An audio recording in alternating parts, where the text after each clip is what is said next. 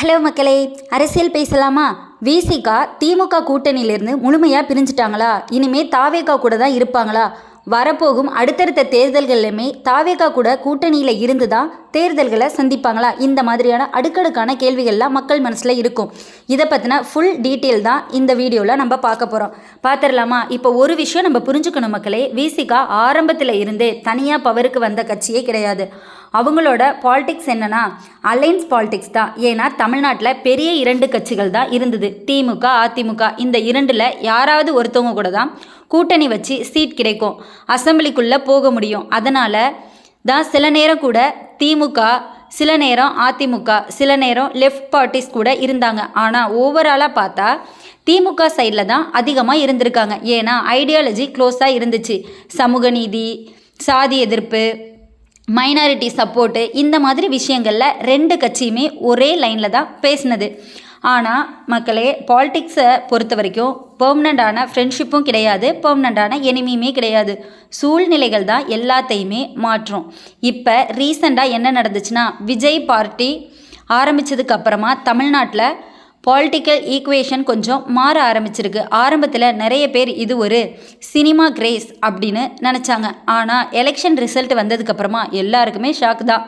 தாவேகா நல்ல சீட் எடுத்திருந்தாங்க. அதுக்கப்புறமா கவர்மெண்ட் ஃபார்மேஷன் ஸ்டேஜ் வந்தப்போ மெஜாரிட்டிக்கு சப்போர்ட் தேவைப்பட்டுச்சு. அப்போ தான் விசிகா சப்போர்ட் கொடுத்தது. இதில் தான் பெரிய கான்ட்ரவர்சியே ஆரம்பித்தது. திமுக சப்போர்ட்டர்ஸ் என்ன சொன்னாங்கன்னா, இவ்வளவு வருஷம் நம்ம கூட்டணியில் இருந்துட்டு இப்போ எப்படி விஜய்க்கு சப்போர்ட் பண்ணலாம் அப்படின்னும் கேட்க ஆரம்பித்தாங்க. இந்த நடந்த எலெக்ஷனில் கூட திரு உதயநிதி அவர்கள் கூட சொல்லியிருப்பாங்க, நான் என்னுடைய தொகுதி கூட போய் கேட்காம இவங்க விடுதலை சிறுத்தை கட்சி இவங்களுக்காக தான் நான் பிரச்சாரத்துக்கெலாம் போயிட்டுருக்கேன் அப்படிங்கிற மாதிரி இந்த எலெக்ஷன் பீரியடில் தேர்தல் பிரச்சாரத்தில் கூட சொல்லியிருப்பாங்க. ஆனால் திருமாவளவன் என்ன எக்ஸ்ப்ளனேஷன் கொடுத்தாங்க அப்படின்னா, தமிழ்நாட்டில் இன்ஸ்டெபிலிட்டி வரவே கூடாது, மக்கள் கொடுத்த மேண்டேட் மதிக்கணும் அப்படின்னு சொன்னார். ஆனால் பாலிடிக்ஸில் மக்கள் எக்ஸ்ப்ளனேஷனை மட்டுமே பார்க்க மாட்டாங்க இல்லையா? அதனால தான் சோஷியல் மீடியாவில் உடனே ஒரு நரேட்டிவ் வந்துச்சு, விசிகா திமுகவை விட்டுட்டு தாவேகா பக்கம் போகிறாங்கன்னு. இப்போ இதில் இன்னொரு இன்ட்ரெஸ்டிங்கான பாயிண்ட் என்னென்னா, விஜயோட இமேஜ் விஜய் பாலிடிக்ஸ்க்கு வந்ததுக்கப்புறமா எக்ஸ்பெஷலி யூத் ஆடியன்ஸ் ரொம்ப அதிகமாக அவரை ஃபாலோ பண்ண ஆரம்பிச்சிட்டாங்க. அதனால் பல ஸ்மால் பார்ட்டிஸ்க்குமே இது ஒரு கால்குலேஷனாக வந்திருக்கும். ஃப்யூச்சரில் தாவேகா பெரிய ஃபோர்ஸாக வந்துச்சுன்னா என்ன பண்ணுறது அப்படிங்கிற யோசனை எல்லாருக்குமே வந்திருக்கும். அதனால தான் விசிகாவும் ஃப்யூச்சர் பாலிடிக்ஸை கால்குலேட் பண்ணுதா அப்படின்னும் நிறைய பேர் பேசுகிறாங்க. ஆனால் இங்கே ஒரு முக்கியமான விஷயம் இருக்குது மக்களே. விசிகாவுக்கு கோர் ஓட் பேங்க்கு இருக்குது. குறிப்பாக நார்த் டிஸ்ட்ரிக்ட்லலாம் சில தலித் மக்கள் அவங்களுக்கு டெடிக்கேட்டடான சப்போர்ட் இருக்குது. அதனால தான் எந்த பெரிய கட்சியுமே இவங்களை முழுசாக இக்னோரே பண்ண மாட்டாங்க. இப்போது கேள்வி என்னன்னா, இனிமே விசிகா முழுக்க தாவேகா கூட போயிடுமா அப்படிங்கிறது தான் வைரலாக போயிட்டுருக்க கொஸ்டின். இதுக்கு ஸ்ட்ரைட்டாக ஆன்சர் இப்போது யாராலுமே சொல்ல முடியாது. ஏன்னா பாலிட்டிக்கில் லாஸ்ட் மினிட் வரைக்குமே அலைன்ஸ் சேஞ்ச் ஆகும். ஆனால் ஒரு விஷயம் மட்டும் கிளியர், திமுகவும் இப்போ விசிகாவை ஈஸியாக விடவே விட மாட்டாங்க. ஏன்னா ஓட் ஷேர் இம்பார்ட்டனாக இருக்குல்ல.